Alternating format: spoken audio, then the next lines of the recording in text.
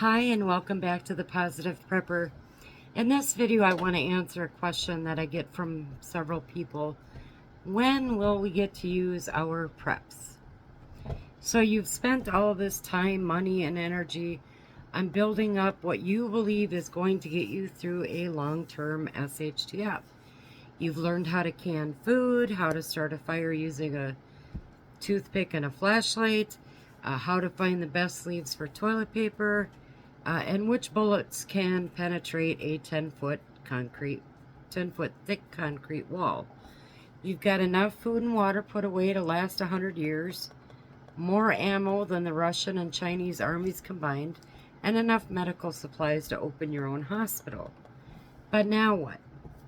You might be feeling that because we've been warned so many times of imminent threats and nothing comes of it, that the day will never really come. This is the hardest part about prepping.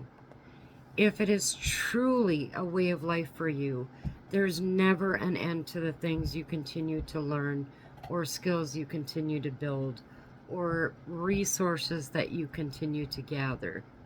You're never done gardening or putting away food. If you are just prepping to survive an SHTF, you may think you're all set and there's nothing left to do. The thing I want you to remember is that complacency will kill you.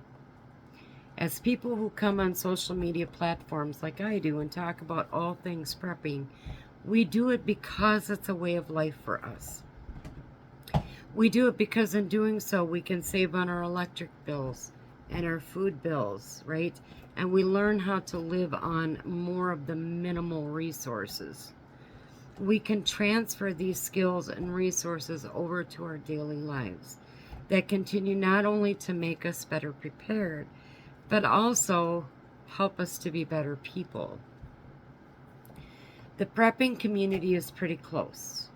We recognize the importance of building relationships with people that we can trust, and that transfers easily over to relationships, whether it's at work or in your social life. There is always something else to learn. You can learn how to tie different knots, learn a new language, how to pick locks or use different tools, how to whittle or weave a net or sew clothes, right? There's a lot of skills out there that are easily learned without having to put a lot of money into it. But coming back to the original question, when will we get to actually use our preps? So this, of course, is impossible to answer with specific times and dates. The point of prepping is to be prepared for when it happens and not if. Okay, and when people think of SHTF, they often think about these big things, right? Civil War or World War, martial law, nuclear war, power grid down, right? All of these things, an EMP attack. And these are all very real possibilities. I don't want to minimize the risk that we are in right now for these things, but you also have to think of the smaller SHTFs. So my husband and I watch this person on YouTube that gives these longer range forecasts, and we actually really enjoy watching him. And in Wisconsin, where I live, as well as further south into like Minnesota, Iowa, we are in a very high risk for more tornadoes this year. And so we have to plan for that, right? We have to prepare for that. That's also an SHTF. So, you know, you have to think of SHTF in terms of not just the bigger things, but also the smaller ones. So if you think that when SHTF happens, it's only going to be a short-term thing, then plan for that. If you believe that it's going to be a longer SHTF, then keep stocking up on your supplies, keep building your skills, keep building your resources. If you believe it's going to be like a Red Dawn a total Mad Max situation, then plan for that. However you view it, there will come a day when some or all of those preps will either save your life or at the very least help make a better situation out of a bad one.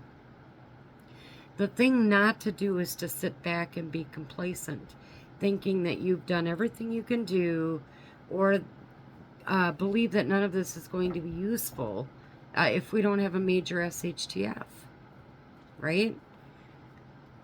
The winds of change are coming.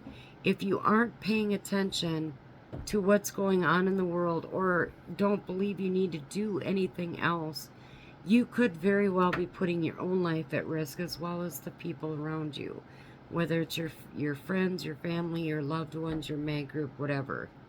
Okay? So you need to keep going.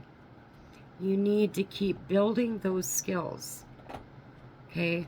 You need to keep building up your supplies and your resources. We've always said, and I've said it many times, we don't know from which direction SHTF is going to come. It could just simply come from a tornado, an earthquake, a hurricane. It could come from like the power grid just going down for 4 days, right? Or it could be the bigger things, which is why we pay attention to all the stuff going out in the world. But complacency will kill you. If you think that you've done enough, there's more that you can do. There's always more that you can do. So be patient and stay the course. Stay on track. Stick with your plan. If you don't have a plan, make one.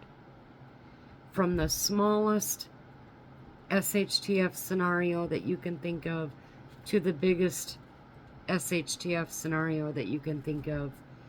These are the things that you need to be planning for.